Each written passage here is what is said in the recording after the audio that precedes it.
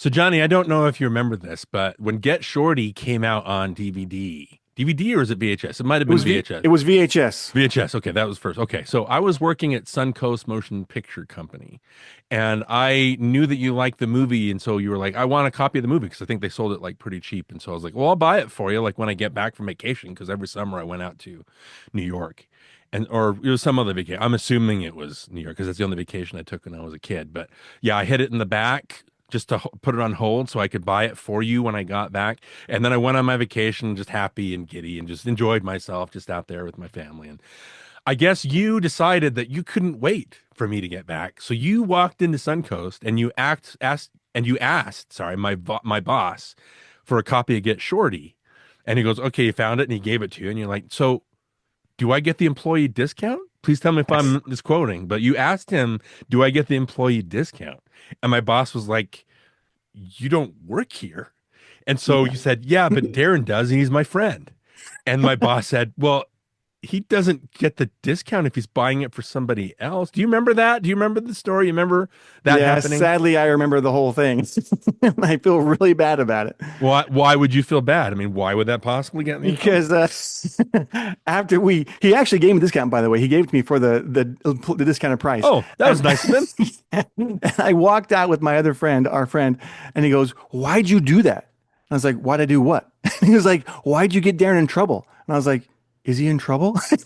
He was like, "Yeah, he's gonna probably get fired because he's now getting a discounted price, For when his he's not supposed friends. to." Yeah, yeah. Yeah, and I was like, "Oh crap, what did I do?" And I got really, really worried, and I was like, "Darren's gonna be so mad at me, and he's gonna get fired." And I was so worried, and you got back, and I think you got chewed out. You didn't Yeah. get fired, but Yeah, I got chewed out. you did get chewed out. And you know what the sad thing is? Okay. The sad thing about me almost getting fired, that's not the saddest thing. Okay. I'm ready to I hear this. don't even own a copy of it anymore. I got, I sold it or I gave it away when I moved to New York. So all that for nothing. Oh, so I almost got fired for no reason whatsoever. Yep. What a But good I friend. do own a DVD Blu-ray that I bought recently. Yeah, doesn't get my And I job and I back though, does paid it? and I paid full price for it. That's great. I'm glad you made that sacrifice.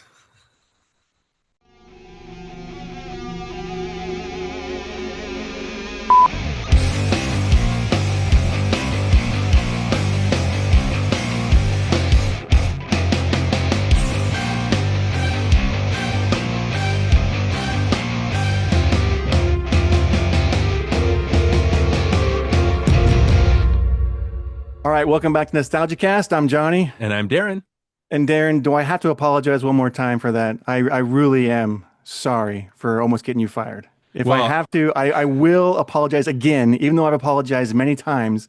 Do I need to, or are we finally past it? we're fine. I quit that job. Remember, I wasn't fired. So it's good. We're Okay. good. Okay. So Still putting that behind disappointed in us. you though, but I'm glad Well, you don't have to apologize. all right. So we're going to talk about Get Shorty today. This is a Mm, 1995 film directed by Barry Sonnenfeld.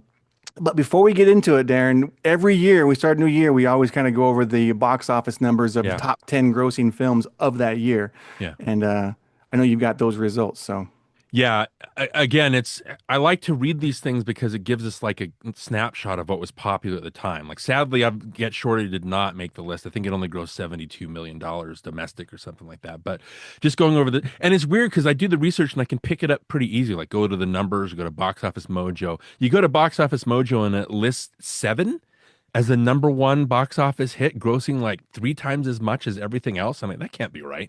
So you look wow. at the numbers and they got it mixed up. That's not a seven doesn't even make the top 10. I think Okay. somebody just broke into the Box Office Mojo website and decided my favorite movie is seven and it should make the most movies, no, the most money. So just going over the list again of the top 10, this is I'll read the worldwide and the domestic of the first five. But Toy Story, we've got number one. So that was 375 million worldwide, 199 million domestic. Die Hard with a Vengeance was number two. That was 366 million worldwide and only, this is interesting, 100 million domestic. So it didn't actually make as much as a lot of the other movies down the list domestic, but I guess foreign movie audiences really like Die Hard with a Vengeance. Number three was GoldenEye with 356 million worldwide and 106 domestic. Pocahontas, that's surprising, 347 million worldwide, 141 million domestic.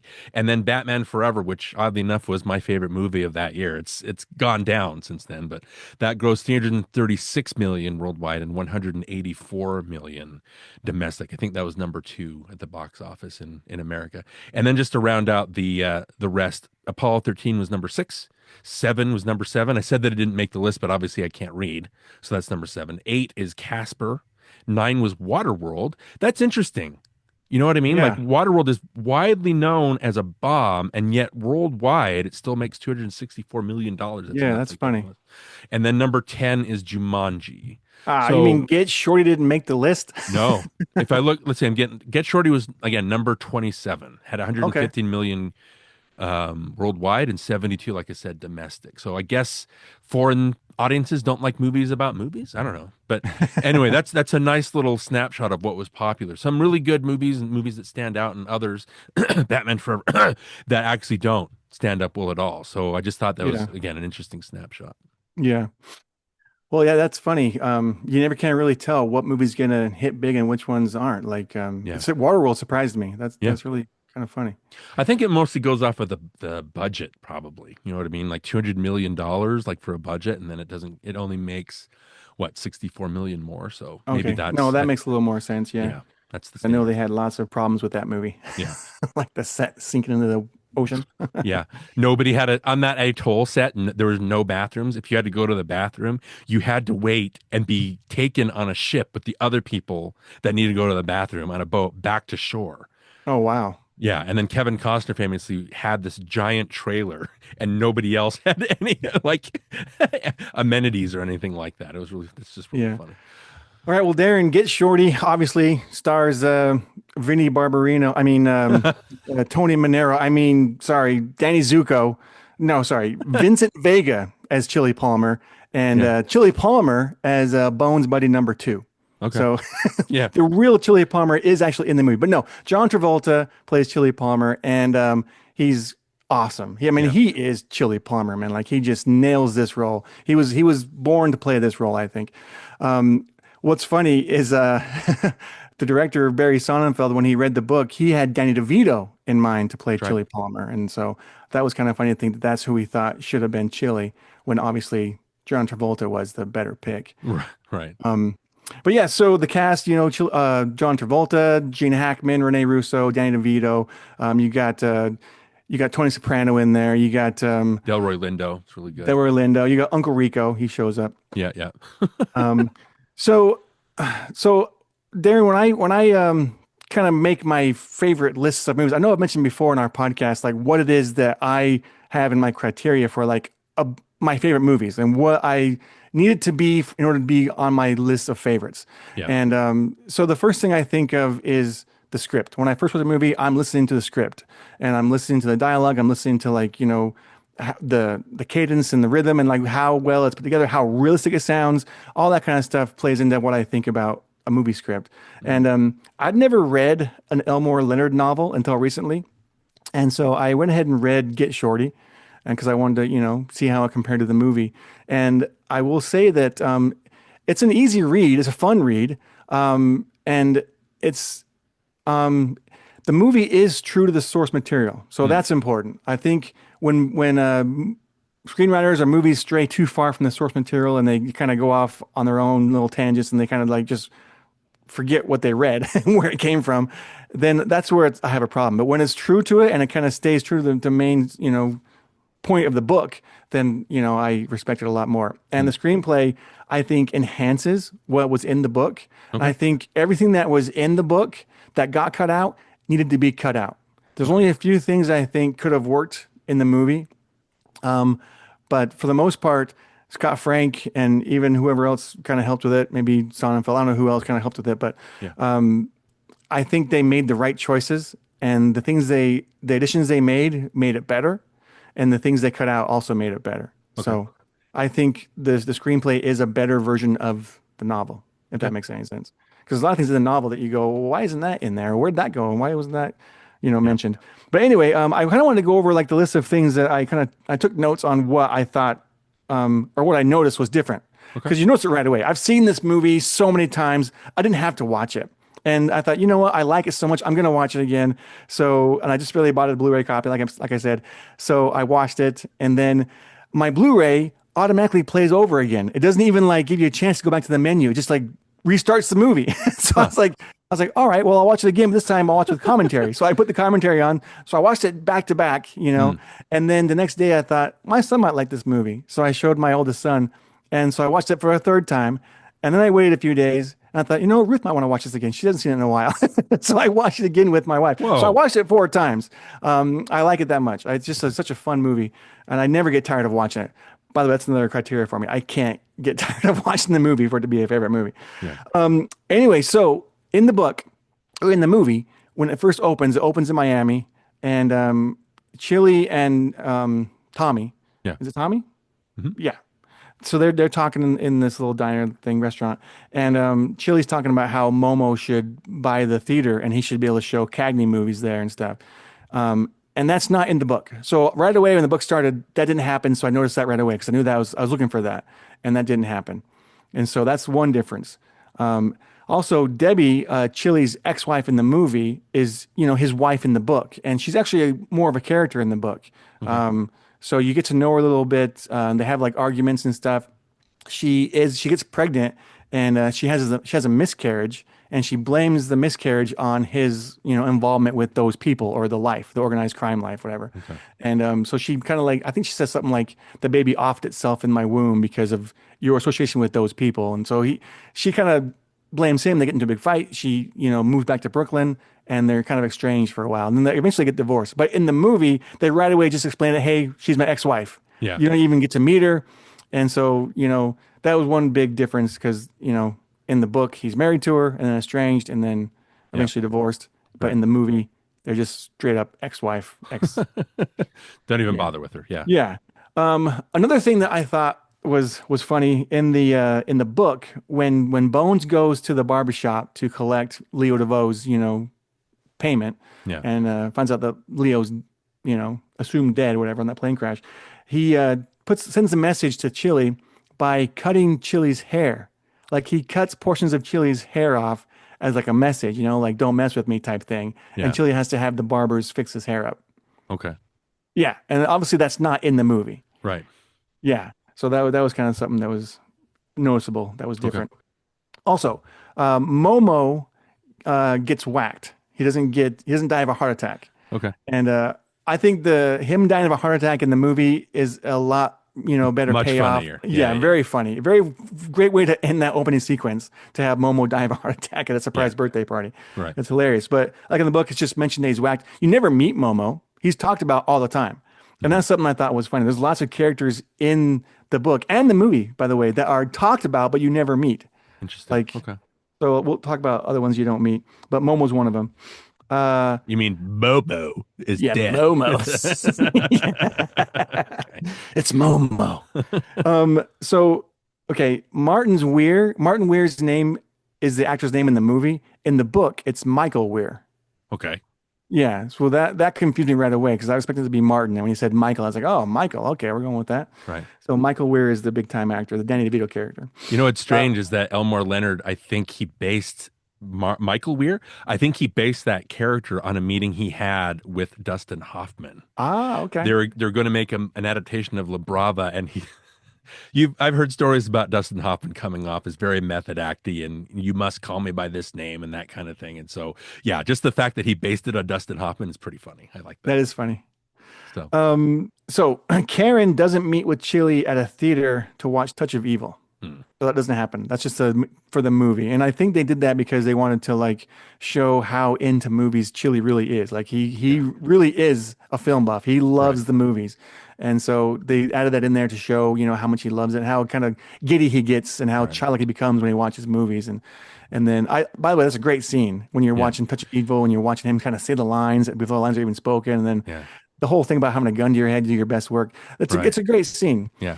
Um, Sorry to keep breaking in here, no, but go ahead, go I ahead. believe Travolta, like he didn't believe that Chili was a movie fan, and so they added that scene in to give it more context. And I think I think Gene Hackman says I've never seen a more push pull like a relationship with movies in a movie before. The way that he repeats the lines and he's just so in awe, and at the end he can't help himself. He hits that kid and goes, "Wow, huh?" And the kid kind of nods. It's like, yeah, Yeah, it's magic. And I love how he sees Karen and automatically he launches into the story about how Wells didn't even want to make the movie. He was under contract. right, So right. just Yeah. great, wonderful stuff. And again, Another, I love how the Henry Mancini theme for Lana, I believe that's her name in Touch of Evil, becomes Karen and Chili's theme. I thought that was yeah, very, very that was fun. cool. I like Yeah.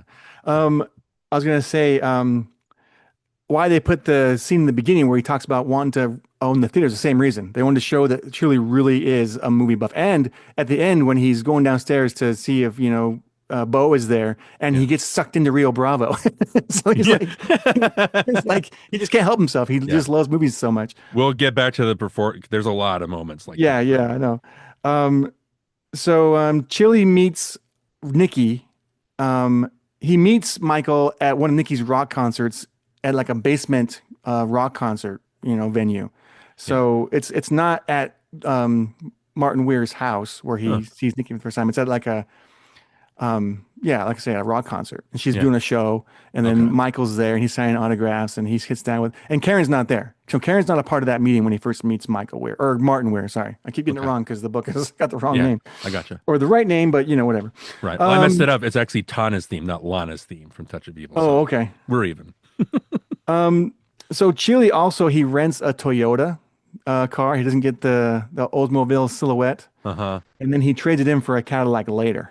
Okay. So the whole minivan Silhouette He thing is doesn't something drive that the Cadillac of minivans? no, not in Oh, the book. that's such a Yeah, great that joke. that's something that Sonnenfeld put in later Okay. because he wanted something that the people in the movie would kind of like gravitate towards and be like, hey, kind of also show how just kind of petty and superficial Fickle and people are. yeah, Yeah, yeah, yeah, exactly. yeah. Easily kind of pushed in different Yeah, directions. that was funny though. I was kind of waiting for that in the book, and when it didn't show up, I was like, okay, that's obviously a big difference. Yeah. Ronnie does not get shot by Bones and Harry, Oh, so okay. Ronnie doesn't die. Okay. I know Ronnie's death's kind of satisfying. Yeah. I like watching Ronnie Yeah. die. You're dead as disco. Bang. Yeah, it's great. But yeah, in the book he does not die. Okay. Yayo, he gets killed in a garage. Not Oh, he doesn't fall off a balcony. okay. I think the fall off a balcony thing works because it obviously foreshadows what's going to happen Yes, it later. does. Yeah, yeah, So yeah. I think it's Chekhov's important. balcony. Yeah, that's Right. great. They did it that way in the movie. Again, things that are better in the movie than they are in the book. Right. Is Bo Catlett, is he he's like a dry cleaner in the book, where he's not a limo driver? Is that different? Did I read No, that no, right? he's a limo driver.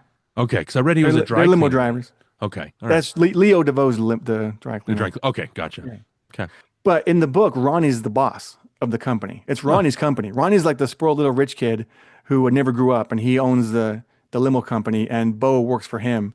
okay. But that's why it's like, who do I talk to? You or you? Who's in charge here? Type of thing. Right. Okay. But even though in the book it mentions that Bo kind of like is the boss, but lets Ronnie thinks he's the boss. You know what I mean? Mm-hmm. That makes sense. Okay. Yep. Okay, so Yayo's uncle doesn't come looking for him.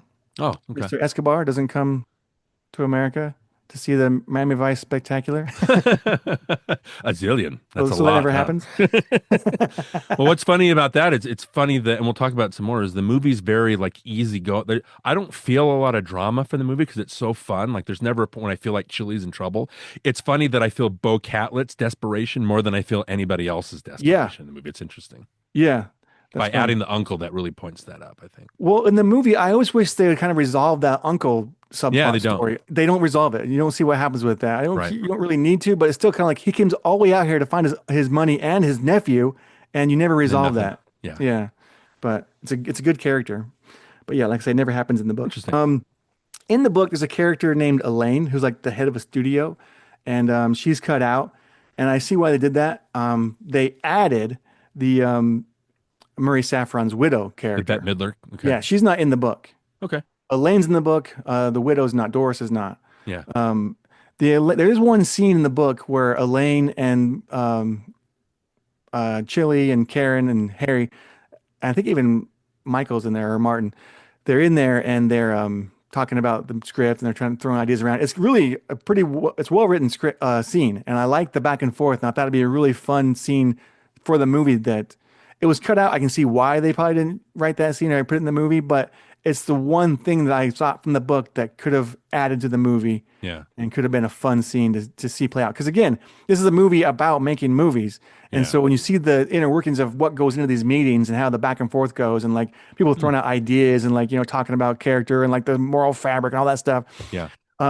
That scene had all that and it was really fun. And I thought it could have been useful for the movie. But like I said, I see why it got cut. Yeah, I think the scene between Karen, Chili, and Martin is funny because it points out again the pomposity of Martin Weir. I think that, Yeah. and now he has pictures of himself all over his mansion. Yeah. I think it's really funny. So I get what it's hard because I agree with you. It's like, yeah, that's why don't they have more scenes about making movies, right? But that scene with Martin Weir is so funny, the way he's trying to be the Shylock, that it's and Yeah. the way that it points out what what it's about. So I like that. So it's hard. It's hard to say. Yeah.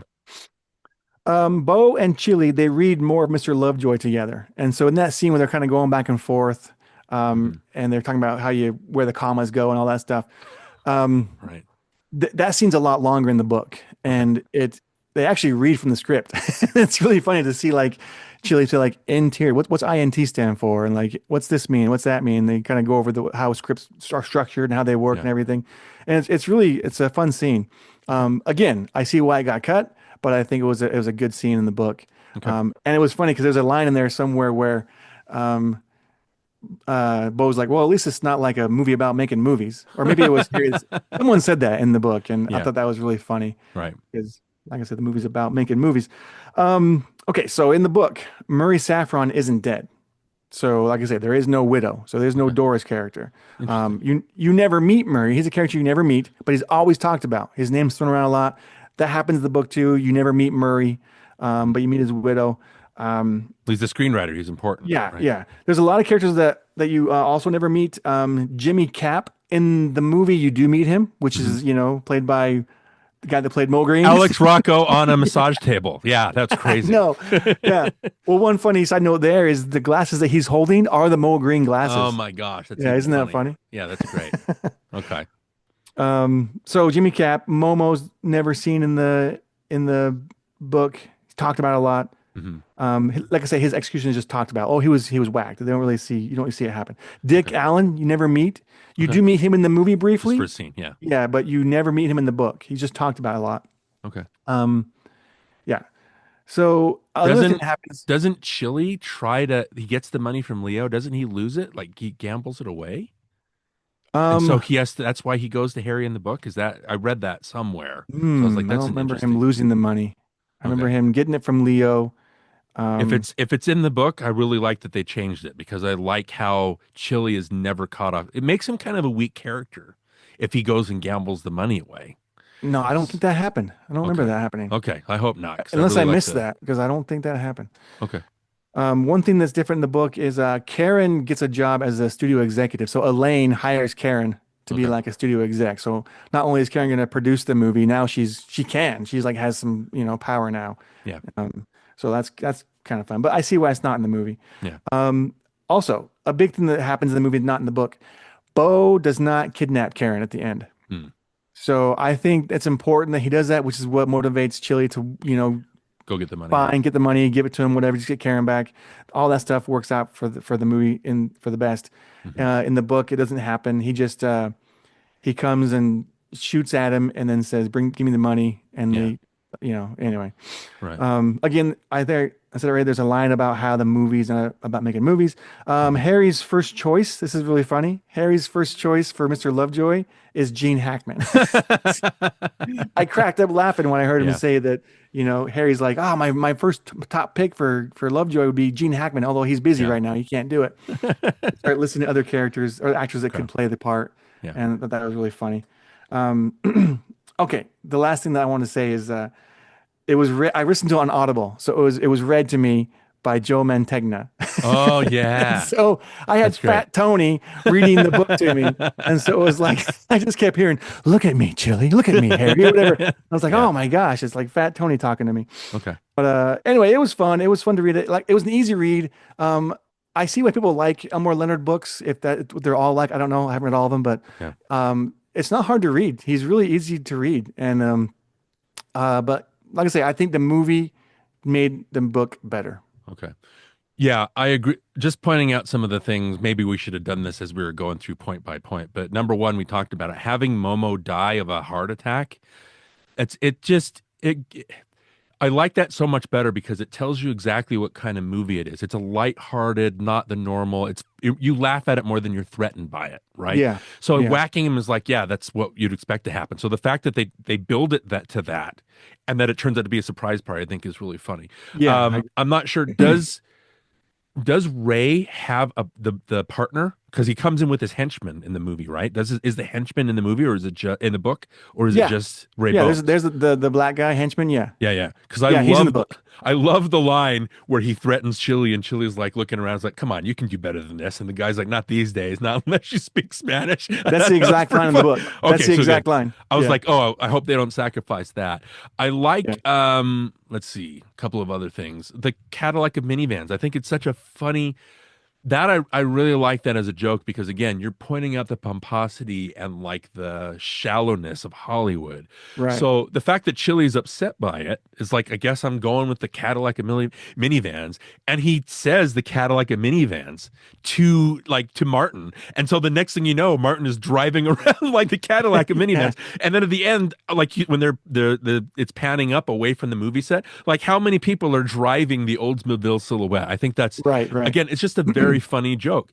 And then I probably have a bunch of other, obviously the touch of evil thing that really, if you're gonna sacrifice a scene with them chatting about movies, I think having somebody show up and watching a movie and being caught up in the magic of movies to show you that, I think that's just a wonderful Yeah, choice. I Again, agree. they use the Mancini score to kind of connect the other characters. And Yeah, then again, if you were to look at, I really like the Chekhov's the Chekhov's railing, right? Because you have the Gandolfini character, which again we'll get to his character, but it's such a satisfying reveal and a fake out that you think he's beating up Chili to get revenge, but that spoilers obviously it's not. He's just done yeah. that to get Bo. I think that's and by having Karen get kidnapped, they point this out in the book, I bet, and they point it out in the movie. It shows you that Chili doesn't care about money. Like I think if it did happen in the book that he ended up squandering all his money, it's like that doesn't seem like the character that I'm watching in the movie. I love that he's like money. The whole movie is like money is not what matters. I don't care if I'm rich. I just want to get in the movie business. So Yeah. him giving the money to Bo is like, yeah, have the money. It's not worth it. So I like a lot of the. I know what you mean by it being kind of really similar to the book, but I love that they're embellishing a few things and adding a different things that Elmore Leonard is already doing because Leonard is disillusioned with how they made his books into movies, right? So I love how they're adding to that theme of the book, all these different changes. That's funny you say that because in the commentary, Barry Sonnenfeld said that he came on set a couple days, and while he was there, he didn't care what they were doing. Like he was just Like, indifferent. yeah, Like I don't care. Make any changes you want. Do whatever you yeah, want to the. It made no difference to him what they did or what they changed and everything. yeah. And I think he But said that this is his favorite adaptation of any book that he okay. wrote. So, Um, so my next criteria for a good movie or my favorite movie would be the direction. okay. And you know what's Hold on. funny? Did we Okay, mention Scott Frank's name as the screenwriter? no, but we had talked about Scott Frank before and how Did much we again, like yeah. him. Yeah. Yeah, so whenever his name and he'll obviously Minority Report some of the things that he wrote, but yeah, I Yeah. think like I said, a very smart adaptation of the book Yeah. written in the way what a lot of things that I love about adaptations is how it feels like the book, but it also feels like the movie maker, the filmmaker that's making it, right? Well, And it feels like the screenwriter, and so it feels like that. that's what I was gonna say. Is you can even tell what scenes were kind of embellished by Scott Frank. You Yeah, can hear his voice, and you go, oh, like we talking about that again. You could tell that scene was not was not yeah. his name. Who wrote Dead Again? I forgot his not Dead Again, but Malice. I forgot his name. Malice, Aaron Sorkin. Shorkin. Yeah, you could Yeah, tell yeah, it was yeah, you could tell it was Scott Frank. Same thing happens in Get Shorty. You yeah, can tell it's when Scott Frank kind of like embellishes things. yeah. Um, But it suits the tone of everything else. yeah, I don't think it's yeah. Him and Leonard's voices are very similar, and so they yeah, kind yeah. of, I think. So it's not like Malice where you can tell where one writer takes over from the other. I think we talked about that, how it was kind of, oh, this is that person that's this. It didn't seem like a No, it piece. didn't seem that way at all. He's in other Leonard novels too. He's done. Did he do Out of Sight? He did Out of Sight. Yes. Yeah, that's what I thought. Super smart. Okay, so yeah, so what's funny is when I think about direction, and Hmm. when I see a movie that I really like and I really admire the direction, the choices the director made, Yeah. and the promises they were able to get out of the actors and everything. For some reason in my mind, the director's always this cool looking dude. You know, it's like this guy's just so suave. He's I know so where you're going. kind of Yeah. walks around. You know, he's so smooth. And then you get a picture of what the guy really looks like, and you go, "That's the director of the movie that Yeah. I love." It's like, oh Yeah. man, yeah. Sonnenfeld's he's kind of a doofus looking guy. Uh, Sonnenfeld. Yeah. Yeah. yeah, I don't know him personally. Fine, he's probably a cool guy, but I'm just saying, like, He has a cameo. He he cameos as does. Leo He's the DeVoe's. doorman. Yeah. Yeah. Yeah. Yeah. Obviously not a very good actor, which I think it would help if he was a better actor. Maybe Yeah. he just gets good actors in his movies, and that's how he does what he does. Um, but Right. anyway, uh, so what do you think of the direction? I know you're a Sonnenfeld fan, Oh, so yeah. Here's the thing about Sonnenfeld's movies, except for RV. I really love because obviously he was the cinematographer for the Coen brothers, right? He did the cinematography from Throw Mama from the Train that Danny DeVito directed.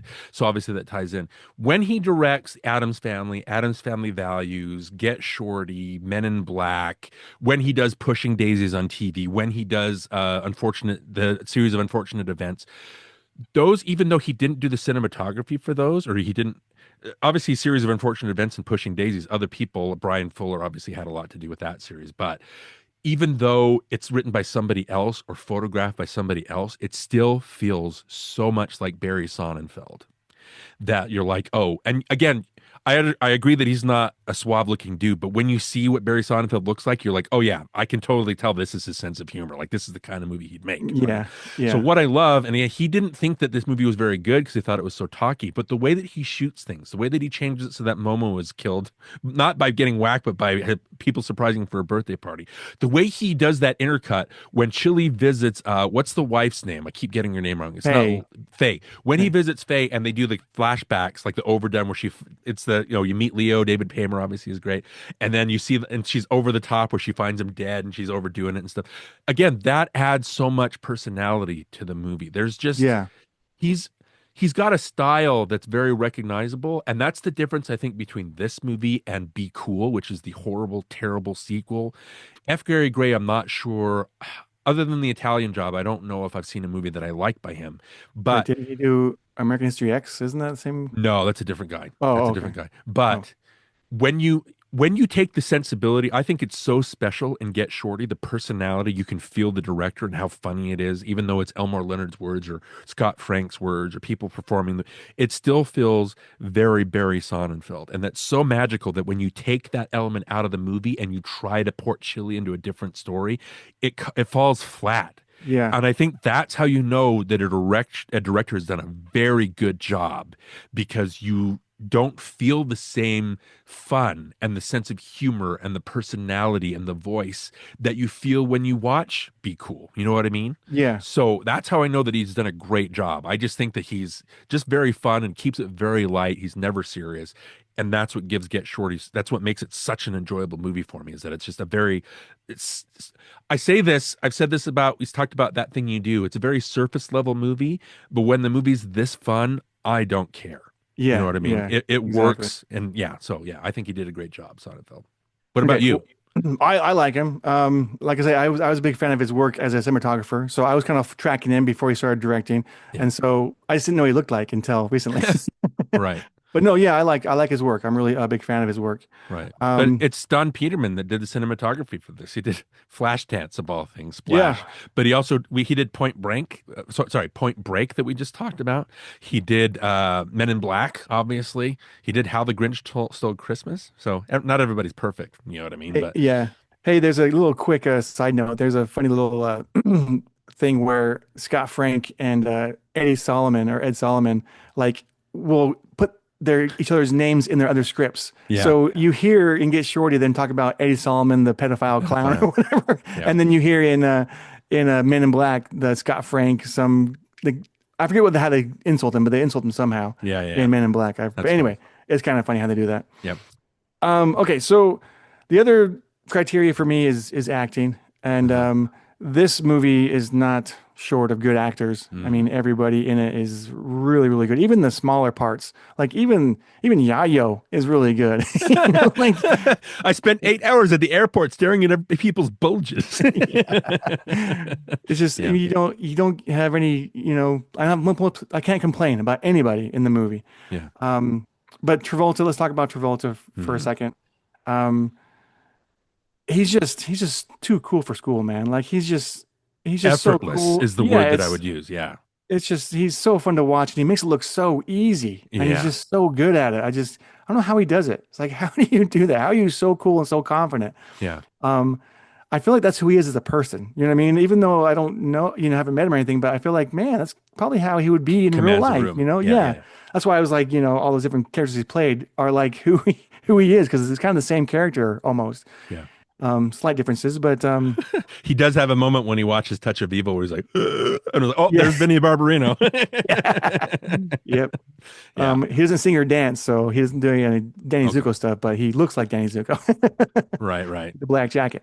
Yeah. Um, I think one of the things that's really lame about Be Cool is Uma Thurman's in there and they have a dance scene and you're like, oh I, yeah. I know that John Travolta's a dancer, but this is obviously trying, oh, look, it's Pulp Fiction. Isn't it funny? He's like, no, F. Gary Gray, it's not. So, One thing that Sonnenfeld said was with John Travolta, you always want to get him walking. Like you always want to mm, just have him walk in a movie. And that if you get John yeah, Travolta walking, then you got some, good footage. So him yeah. walking up the stairs or him, walking wherever. Like just Mhm. gotta get John Travolta walking and you're good. Or in the airport, all that Yeah. stuff. So any thoughts on Travolta that you want to bring up? This is one of my favorite all-time movie star performances. He commands, again, it has to do with the direction, it has to do with the screenwriting, it has to do with how Don Peterman shoots him, like center frame or larger than life. I think everybody in the movie treats Travolta like he's a god. You know what I mean? And so the fact that Travolta owns the screen and walks around cock of the walk, right? You never feel like he's a cocky SOB. You know what I mean? He just is. He's confident. He knows what he's never caught off guard. Again, I love that about his character. I love in the end how Ray Barboni basically tricks himself into getting Yeah. caught. Chili's so cool. He doesn't even have to do anything, right? That's what it's all about. But he Yeah. will, like if his ex-wife's jacket gets stolen, he will go and fight for that and get it back, right? Yeah. If his new love is kidnapped by one of the villains, he will take the money. It doesn't he'll march in there and get her back and show and like he says to him, like, you get out of this business and you leave this to the people that know what they're doing. And he looks at Bear, right? And Yeah. Bear gives Yeah. it's so great and it's so satisfying. And again, we talk about Bear turning into kind of a heroic friendly character, but the part where they're at the restaurant, right? And it's Bo, it's Bear, and it's Harry talking, and then you have Travolta, and then you have Chili, and you have Karen that walk in, and the way that Bear tries to muscle him out, right? And in the middle of a sentence, Chili is able to grab him, throw him down the stairs. It's just and later when he knocks out Gandolfini, right, and knocks him to the ground, he turns him into a friend, right? He bends Yeah. down and is like, what movies were you? And when he Yeah. throws him down the stairs, even he's like, after he's done, and Rene Russo gives that it's really a sexy look that she gives Delroy Lindo on the way up the stairs. But as she meets up with Chili, he's like, that guy was a stuntman. Yeah. It's so charming. So he's a geek, right? And there's a part where it obviously echoes the scene where Karen wakes up with Harry in bed and she's trying to get Harry to go downstairs and he won't. Yeah. And then later when they're in bed and she goes, "Are you going to go downstairs?" He's like, "I don't know." And she kind of gets mad at him, but I'm like, You don't "But know? he's human." Like Yeah. it's he's just woke up. He's not totally cool, but he does. He marches downstairs. There's the gunshot. You think it scares, but no, he's sucked into Rio Bravo. Right. It's so clever. And again, I love how, he at the end when he confronts Bo, obviously, and he has that whole line where he goes, I can't wait for you to be dead like John Wayne and this whatever. He goes, no. That was Rio Bravo. Robert Mitchum played the drunken El Dorado. Dean Martin played the drunken Rio Bravo. Basically, it was the same part. Now, Yeah. Wayne, he did the same at both. He played John Wayne. Yeah. Again, it's so he just knows so much. Like he's that's what I mean. When you don't hate him, you don't think he's cocky because he has the knowledge and the know-how and the fun and the sensibility and the sincerity to back up what he's cocky about. Right. And so, Yeah. yeah, just one of my favorite performers. I know that famously he didn't want to do the movie. I think it was too close to Pulp Fiction, and he talked to Quentin Tarantino about it. And I think Tarantino said, "Trust me, just do the movie. You won't regret it." And so he did that. And the other thing too, I know that when they Hollywood execs being Hollywood execs, when they had the script written, producers were like, "We got to cut out all the fun dialogue. Audiences aren't going to get the Elmore Leonard dialogue." So a line in the script that producers wanted was, "Where's my coat? You better find it. It costs $400." When in the Elmore Leonard speak, it's, "You see a black leather jacket, fingertip length, has labels like a suit coat. You don't, you owe me $379. You get the coat back, or you give me the $379 that my wife paid for at Alexander's." You know what I mean? Exactly. Yeah. It Yeah. Having that dialogue, I love that Travolta had the power to walk in and say, "We're not changing this dialogue to be Yeah. generic Hollywood crap.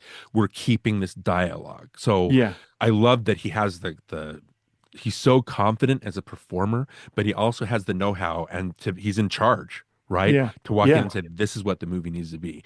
The only thing I thought was funny was how Karen says, "You should be an actor." He's like, "Well, I could see myself in Robert De Niro parts, but not the movie where, the three guys are taking care of baby." I'm like, "You shouldn't be talking because you were in what, three Look Who's Talking movies Yeah. and the last word that dog?" That's why that's funny. Yeah, I thought that was a funny line. So, No, yeah, he's great. All right, let's move on to Gene Hackman because I okay. think this is one Oh, of my favorite Hackman yeah, roles. right, He right. he's so funny in this. He gives these little looks here and there. They just crack me up. Like when he calls Ray Bones to come out to L.A. and like invest in his movie, and after he's done, he's like, "Use your imagination." Hangs up. He's like, the look he gives is so funny. I crack up every time I see it. Yeah, But yeah, I also like his fake teeth. I think that's awesome. yeah.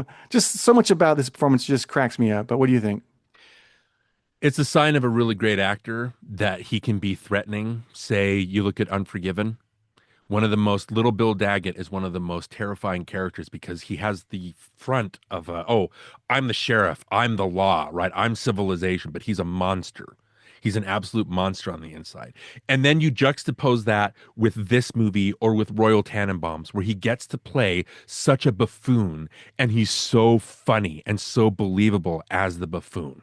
Yeah. I know famously, I keep saying famously, maybe people don't know this, but he didn't know if he wanted to do the movie because he didn't know if he could be funny. And Sonnenfeld was like, "Look, you just play serious and the audience will decide if it's funny or not." And the way that the character is written is really funny. I know that Gene Hackman is kind of a hard ass, and like, if you don't know what you're doing or don't know what you're talking about, he will call you on it. Like, he won't do movies with certain directors, won't do movies with certain writers. But I know I know that he didn't believe in Sonnenfeld as a director because I think at the premiere he pulled Sonnenfeld aside and said, "I wanted you to know that the entire time we're working on the movie, I did not think you knew what you were doing." And Sonnenfeld was like, "Oh, that's great." And he started walking away. And Gene Hackman was like, "No, no, no, no. You misunderstand me. I just think that if I knew you were this good, I would have given a better performance." But Oh, I think in Sonnenfeld's hands, Gene Hackman, even though he says he doesn't know what he's doing, it's Gene Hackman. How can he not? But even if that story is true, Sonnenfeld is still such a good director that he's able to pull that performance out of Gene Hackman. Also, I like the line where he's before the Bette Midler character comes in, he's talking on the phone with somebody, and he goes, "Because the actor is only going to perform for one night, right?" And Gene Hackman famously in his contracts would not perform at night. So hmm, Sonnenfeld had to do like some kind of finagling to be able to get him to shoot a night scene. I thought that was a funny that's little. funny. Yeah, Gene Hackman, he always plays the tough character, the authoritarian figure. Yep. So it is We nice to just see him talked do about him something and different. Wyatt Earp. Yeah, yeah, yeah. Exactly, yeah. I mentioned in our Hoosiers episode that I feel like in real life he might be like the kind of scary uncle you want to avoid. I Mm, still feel that way about him. Like I would stay clear of that guy at a party if I saw him. yeah, Don't talk to that guy. He's kind of scary, yeah, intimidating. But it's fun to see his versatility that he can play the hard A and he can play the goofy guy. yeah. So just But shows what a great actor he you is. go all the way back to Lex Luthor. He's a buffoon in Superman, though he also talked That's about, true. right? Just Yeah. such a versatile guy. He's sorely missed in our movies today. Yeah. All right, Rene Russo, I don't think she does anything really special in this movie, but she does listen really well and she Yeah, reacts really well. So yeah. if you want like to learn how to act or react as Mhm. an actor, that's a good lesson to follow what she does in this movie because she listens and she reacts like better than anybody. Mhm. Don't they say acting is reacting? Exactly, yeah. Yeah. But she's so good at it. I love her looks that she gives Martin whenever he says something stupid. Her eye rolls and her like, it's just so funny. Yeah. But then again, she's nothing special really. If her scream is special, sure, but it's just a Mhm. scream in my mind. But Right. anyway, I think she looks good, but nothing really spectacular other than her, Right. reacting. Well, the role is written famously. I keep saying that word. Why do I keep saying I famously? don't Anyway, know. because only three people have watched these episodes I'm going to mention. But in our nostalgia cast episode, when we talked about, Last Mohicans and how the females weren't really represented, when we talked in The Fugitive, how some of the female characters aren't representative or as females, right? I think that, or in The Line of Fire, we talked with Jeanette about that, about how the Rene Russo character, oddly enough, was not very well written. She's kind of written as the wallpaper, right? So Mhm. I think it's kind of the same thing in here. What I do like about Karen, though, is that she won't take crap from anybody. I really love that about her. First of all, this is the first movie that Rene Russo was in where I was like, ooh, she's really sexy, actually, because of the looks, because of the way she's dressed, because of the way she carries herself. You're right. She does not take any of Martin's crap. And it's so funny how she keeps calling him on it and he doesn't get it. It doesn't Yeah. sink in. He's so oblivious that he just keeps zooming past it, right? Yeah. I like obviously your scream is great. It's so funny at the end again when Bear has knocked Chili off of the apartment or whatever and he's holding on to him and she shoots. He goes, "What are you doing?" And Chili goes, "Karen, what the F are you doing?" She's like, "Oh and she it's really funny. I really liked a lot of Yeah, it's a this. great So moment. Yeah. yeah. So I think it might have more to do with the writing, but the fact that she owns that part and she's so warm. Again, watch her face when she's watching Travolta watch Touch of You. That's a lot of watch that I just said, but watch her face as she's regarding him, right? She's just, this guy's a charmer. Like she's fallen for him. Yeah. And he's not doing it to charm her. He doesn't even, He Chili just doesn't even know. is. Yeah. Yeah. That she's Yeah. there. So again, great stuff. Yeah. So Danny DeVito, I was never a big fan of his. I don't know what it is. I never really liked him. We watched Mhm. Cheers growing up. I never liked him in Cheers. Yeah. I threw him on for my training. Never really a big fan of that movie. Mhm. What's the whole War of the Roses? Is he the one in that? Is He directed that one. Yeah. yeah, there's lots of movies that he's done or been in that I just never really liked or got behind. It wasn't until Get Shorty that I went, oh, I kind of like Danny DeVito. You know what I mean? It's Mhm. like I can see why, he fits the role obviously, but I kind of like it. Um, but do you have any thoughts on Danny DeVito? Because I can take him or leave him, but like I say, when I was younger, didn't like him, but I respect him now. I think you might respect him because he shows that little bit of nuance, not a little bit, there's a lot of nuance, how he's this pompous, stuck on himself guy. So there's him playing that and playing it so well, I think kind of breaks down your defenses because you're like, oh, he's actually really good because he's not trying to come off as some Lothario or something like that, right? I know that again, Sonnenfeld wanted him to play Chili Palmer because it's his confidence. And yeah, I Yeah, can see him playing Chili Palmer walking into a room and owning it because you don't expect him to do that, right? But the fact that he was too busy to do it, and John Travolta obviously got to play the perfect Chili Palmer. I like that he's so funny. I think Nick Shager in his review talks about the scene where they're going to dinner with him, right?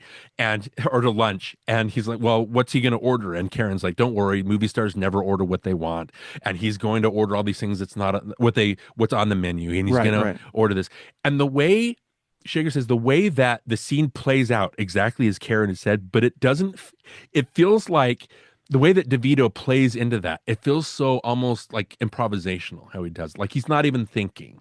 It Yeah, doesn't come off as, oh, it's a screenwriterly thing. It's really funny that he does that. He orders the the white egg, the only white scrambled eggs with the shallots, right? And with the yeah. tomatoes or whatever. And then he leaves to let everybody else pay for the dinner that they didn't want. I know. It's so funny. I love Travolta's look when they pull the man's away. He's like, no, no, no. I think that's a Yeah. great look because like Yeah. that's not what I wanted to eat. Right. Um, Anybody else you want to mention? We talked about Delroy Lindo a little bit. I thought he was great as Bo Catlett. Yeah. Dennis Farina as Oh my Bones. gosh. Yeah. The thing I love is, I guess, the scene where he beats the crap out of Harry. Farina was really nervous. Hackman wanted to do Yeah. it, and Farina was like, "I don't want to hit Hackman. Like Yeah, he's going to come exactly. at me. I'm afraid of this guy, right?" Yeah. I And don't so want to get sued. yeah, yeah. Farina is so great, like Midnight Run, or any of these other movies that he shows up as a threat, right? Or when he's Jack Crawford. It's funny that Harvey Keitel and Dennis Farina both played Jack Crawford in Thomas Harris adaptations of Red Dragon. But I love that for a guy that's so afraid of Hackman, how he comes out the victor in that scene, like he owns that scene. I Yeah. think it's really funny. So again, and like I said, I love that he's such an idiot that he calls Chili an idiot, and the audience were like, Chili is not the idiot. You know what I mean? Yeah. And the fact that here's some interesting like juxtapositions. I love when he punches Faye. He becomes a threat immediately just because he Mm. hits a woman, right? Later, Bo, who's also a villain, he becomes less of a buffoon, more of a threat when he threatens Bear's daughter, right? So by Yeah. threatening women or helpless females, these two characters become these unforgivable kind of pricks, right? Yeah. David Paymer is obviously really good. He's always fun, even though he has a little part. Bette Midler is funny because I never like how you feel about Danny DeVito. I've never felt about Bette Midler, and I like her in this. Hmm. I think she's really funny. Gene Hackman, I think, liked her a lot too because he actually wrote a couple more scenes. He demanded Right. that they wrote that she would Right. actually be in. Um, let's see, there's somebody else. Maybe that's it. But yeah, I definitely no. We got to talk about James Gandolfini. Okay. What I love about Gandolfini is he fits the kind of the pantheon of actors like Gary Oldman, right? Where all they've done is they've played villainous characters their entire lives. And then when Gary Oldman plays Commissioner Gordon or when he plays Sirius Black, all of a sudden he's this very warm, loving, lovable character, right? Yeah. In Crimson Tide, which you talked about, Gandolfini has this one of these great asshole faces where you just want to punch him in the face. And he has kind of that same thing as Bear, even though he has the thing with his daughter, even though from the beginning you can tell that he's not really into the whole lifestyle that he's living, Yeah. right? Yeah. Because of his Yeah. daughter. When he gets beat up again in the parking lot by Chili, and I love the shot. Again, it's a great shot. I always do this. When you see Chili bend down at an angle, and if you put your hand up on the screen, like in the direction of Travolta's face, when it cuts to Gandolfini, he's facing this, it's the same direction. And Yeah. so you can tell it's it matches parallel, Yeah. Yeah. I right? love that. But he becomes this warm, loving, lovable character, right? Even in The Sopranos, he's very threatening, but he's also you like him a lot Yeah. because he's got a good, maybe not a good heart, but he's got heart, right? Yeah. Yeah. And so I love that about Gandolfini. I love that he's able to, you see him and you're like, oh, I know what we're getting. And then he turns into a good guy and you're like, oh, I really like seeing you like this. I don't Yeah. hate you for a change. So Right. Right. yeah, another I guy agree. that's sorely, sorely missed. Dennis Yeah. Farina is sorely, sorely missed. A lot of these guys. Yeah. Um, okay. That'll probably do it for the acting, I think. Okay. Cinematography is another big thing. Mhm. And we talked about Sonnenfeld already a little bit and his DP for this movie. Mhm. But I want to talk about some of the shots because right away you notice, this is going to be different because there's a shot in the beginning when in that opening sequence where they're in the car and Chili's going to go get the coat and Tom is saying, "Hey man, don't worry about the coat. It's going to be warm tomorrow." Yeah, you don't So need that the coat. shot, yeah, you don't need the coat. So anyway, when he's on, there's a rig like built out on the car. So the Steadicam operator's standing on this rig they built so he can like get the shot of the car. And then when the door opens up, he jumps off the door and has this like follow shot with the Steadicam into the building. And it's such a Yeah. cool shot. And when you see that right away, you go, "Oh, we're getting something special here. This is not going to be your typical because you could just shoot it normally. You could just all of a Okay. sudden you're out of the car and he gets out and he walks with the. It could be very, very static and very boring, but they didn't do that. And so that's where when I take notice of that kind of stuff, that's what impresses me and that's what I like. It's so fun. Yeah. And so Yeah. there's more Steadicam shots in the movie, obviously. But that's the one that stands out to me. Mhm. Ones that stand out also are like, there's a shot that pushes in on Chili when the limo guys first walk into the office building into the Zim Films office and it pushes in on Chili and then it turns around and pulls back away from as they walk in. That whole thing, it's magical the way it comes out because Mhm. they're walking in and it's pushing in on Chili and then when they sit down it pulls away. It's just so nice, so well done.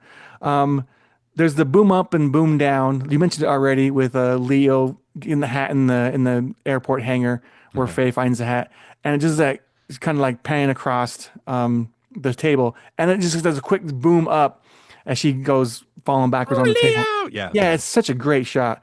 And then that cool boom down into the limo when Bo goes into Mr. Escobar's Yeah, yeah, yeah, yeah. limo. I love those kind of transitions, and they're so fun. When movies do that, it gets me excited. Like I just get like this, like we're watching something cool. You know what I mean, like Yeah. I don't know what it is about those kind of moves. I Hmm. love it. And when movies don't do that, I just go, what are we doing here? Are we making Hmm. a movie or not? You know what I mean? I feel like let's make a movie. You're just Let's shooting actors doing things. exactly. You know, so um, the filmmaking, the cinematography was awesome. Any thoughts or anything that you noticed that you want to mention? No, I basically mentioned that parallel shot of the two actors, but there's and the stuff that you mentioned, obviously the rig on the car is great. It's again, it feels very Raising Arizona a lot of the times. Like Yeah, there's some shots and you're like, oh, like you notice it. You sit up. That exactly. was a shot.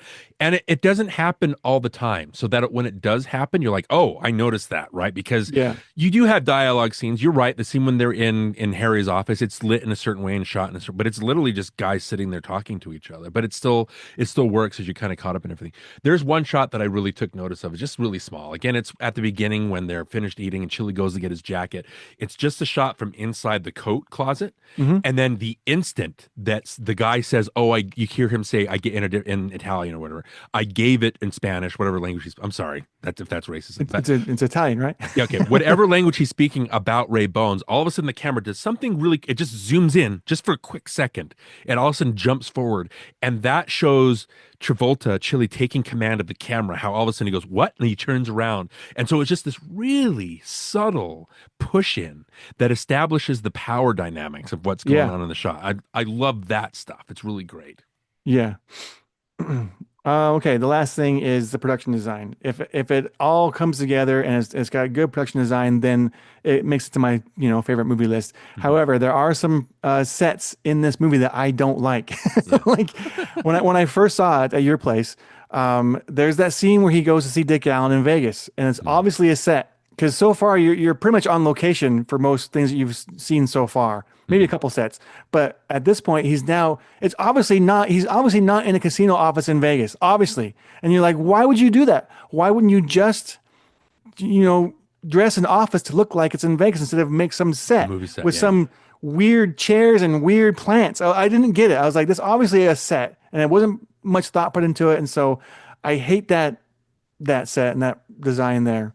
And that happens a couple times. There's another Mhm. scene where, oh, the hotel room. It's better at the end with Ray Bones. That's better, but it's still you can tell it's a set. It's Mhm. not an actual hotel room, and that bothers me. The one Yeah. that's a hotel room is when he goes and gets the money from Leo. It's an actual hotel room, and you can tell they're in a hotel room. But when you do it in a set, you kind of go, hmm. Yeah. You notice it, right? Yeah. Yeah. Yeah. But any thoughts on that or no? I'm not sure if like I didn't don't know if I noticed any of that because maybe I was too caught up in the performances and if it's like oh that's an office in Vegas sure you know what I mean it's like Yeah, whatever yeah, but I'm not sure if it's production design or I think it's more production design than cinematography but a lot of the things are even funny in the art direction is when Chili's at the airport and he goes to buy what the Martin Weir book is called Weird Tales Stories I Heard yep. from My Cousin. It's like what. But the fact that he's in the airport, the bookstore, and every single magazine, every single book, even the Playboy magazine says Martin Weir or has a picture of Martin Yeah, Weir on it. I yeah. love how Bo, again, connecting them, Bo is reading the Weird Weird Tales, tales. and Yeah, Ray Bones, for no reason, is also reading Weird Tales, right? It's very fun. Again, I think that has a lot to do with maybe that's more production design, like a choice to put that in there instead of cinematography. But there are some, like I said, some funny things that even the cinematography does. That sorry, that yeah. even the set design does. So Yeah. There's a couple things too, like there's supposed to be some moving car scenes with Ray Bones getting to LA and being driven by the driver. right, That was stationary. They just kind of were in a parking lot and put some trucks and cars to block the windows, look like they were stuck in traffic, that's which funny. worked because you Yeah. don't I bought that right away. They're stuck in traffic. But when he Hmm. says when you have a car that's not moving, it's much easier to shoot because you Yeah. can light the scene better and you don't have to move the camera, all that kind of stuff. Right. And so they do it again in the scene with Escobar in the limo. It was Yeah. supposed to be a driving scene, but again, you make it stationary so you can just light it and shoot it, and it's a Right. lot Right. easier to film. And so Yeah. that kind of stuff I appreciate. But anyway, it knocks off a lot of the items Mhm. on my list, so it makes my my favorite movie list. Yeah. And plus, I can watch it over and over again, and I never get tired of it. And even though I know the jokes are coming, it still makes me laugh. Like everything, I can watch it 100 times and still laugh at the jokes that I know are coming. I think that's Yeah. just a sign of a really good movie. Yeah. Again, it's entertaining from start to finish. I do want to mention, I never know that what's the difference between, I need to study this, between a production designer, an art director, and a set Well, decorator. they used to be called, they're actually the same thing. Well, the Okay. scene decorator is the guy who works underneath the art decorator or the art director or the Okay. production designer. So it used to be art director and then production designer is what they name it now. But a Okay. scene decorator or a scenic Set decorator. artist, Yeah. yeah, they're like underneath the production designer. Okay. Because it's Peter S. Larkin, who's the production designer, Steve Arnold, who's the art director, and Leslie E. Rollins, who's the set director, decorator. So I was like, who, who did what? I mean, Like it it's, could be structured differently. I don't know. I yeah, mean, yeah, yeah. but I don't know, but yeah, anyway, this just a is, fun movie. I'm always wanted to talk about it with you. I know we both really enjoy it. mhm. I think it's something that I'm glad I got to finally read an Elmore Leonard novel because of this. So Yeah, yeah, yeah, I feel like I'm getting somewhere. yeah. I might even read Rum Punch and Out of Sight next. Who knows? Oh, I no, I've read Out of Sight actually, and I think Oh, I okay, read Rum okay, Punch. Out of Sight's really funny and a light breezy book. I do want to mention though this. I think Get Shorty. It's added to the pantheon of movies about movie making and how they joke yeah, about it. So you're looking at Singing in the Rain or Ed Wood or Hail Caesar, Adaptation, Bowfinger, Sunset Boulevard, Eight and a Half, Living in Oblivion. I think you like yeah. that one One a of my lot. favorites. Yeah, The Player, Boogie Nights, Hugo, Tropic Thunder, Once Upon a Time in Hollywood, right? Barton Fink. There's a whole. I think you said somewhere that again, you love watching movies about making movies, right? And you can also look at something like Inception, how that movie's about. Oh, you have the guy that's directing the set, the guy that's being the director, the guy that's writing everything, or the girl that's writing everything, right? It's like, yeah, that's movies about movie making, I think are very fun because if you know the history of or if you know like the inside and outs of Hollywood and how it works, then you I like how they're making fun of this. In Get yeah, Shorty, I think the angle here that makes it funny is the guy leaves the mob business and then finds out that the movie business is just as cutthroat. I think yes. that's really funny. That is You funny. know what I mean? So they're Yeah, just not used to the way he deals with everything, so it's great. But yeah, yeah. this movie, I don't like that thing you do. Again, we dove a little deeper into the meanings of them and meanings of the movie, and we found a lot of that. I don't know if there's anything in here Well, besides the I just think if you're confident, you can kind of get what you want in life. If you have yeah, that confidence, you can get anywhere. yeah. I Even mean, if you're an idiot, you know what I yeah, mean. You can get yeah, what you want. So, yeah, and then again, it's great that Travolta and Russo, their characters end up together because they're the ones that know what's going on. They understand all the funny business, right? And yeah, they kind of look at it with down their noses, which they should. Right. yeah, So, yeah, that's great meaning. You know what I mean? And even if that wasn't there, I think the fact that the performances are so fun, the writing is so fun, the cinematography is so fun, and the direction, which basically hones all of that into a solid whole. I yeah. think that's what makes Get Shorty famously. Why do we keep using that word? You like that word? We need to count that. Okay. So there was a critic or I think maybe there was at the end of the year, they're doing like a best of, worst of, something like that. And somebody picked Get Shorty as their favorite movie of the year. And I was like, sure, movies are fun, right? There's nothing wrong with that. But the other guy basically said, I just thought that Get Shorty was a perfect 3-star movie.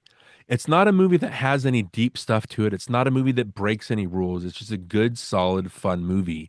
And I was like, yeah, I can agree with both of those. You know what I mean? That I can Yeah, definitely that's fine. see that point of view. So yeah, Get Shorty is definitely one of those movies. One little funny thing that I never really noticed before, but watching the director commentary, I found out that in that silhouette scene on the balcony where they're talking about the naming of his adventure, Chili's, Hollywood Adventure or whatever, Mhm. and he says, what are you going to call your movie? And he says, how about Get Shorty? He doesn't actually say the word Shorty. He says Martin, because in the book he says, how about Get Michael? When they're talking about the titles of the movie. So Interesting. when you watch John Travolta's mouth, he actually says Get Martin, Oh, but they had him overdub Shorty, Get Shorty. mhm. So when you know that, you watch, you go, yeah, he didn't say Shorty. He said Martin. Yeah. It's easy to see Martin out of that. Anyway, Well, uh, famously, they got Get Shorty because that was the name of I think Orson Welles' limo driver was Shorty. oh, really? Oh, okay. That was his nickname. So yeah. That's funny. So, all right. Well, that'll do it for Get Shorty. Unless you want to add anything else. No, I think that covers it. All right. Great movie. All right. Well, Yeah, I had fun. Thanks for letting me do that. That was fun. Thanks for letting me talk about it I with might you. I might go watch it again. Of course, you're sixth time, fifth time. Hey, so any thoughts on what we're doing next, or what's the plan? Yeah, so I've wanted to talk about this movie for quite a long time. And I've watched it a few times over the last, maybe a dozen times over the last couple of years because I'm kind of addicted to it. But I want to talk about Apollo 13 from Okay. Ron Howard. It's probably my favorite Ron Howard movie, and we'll talk about why.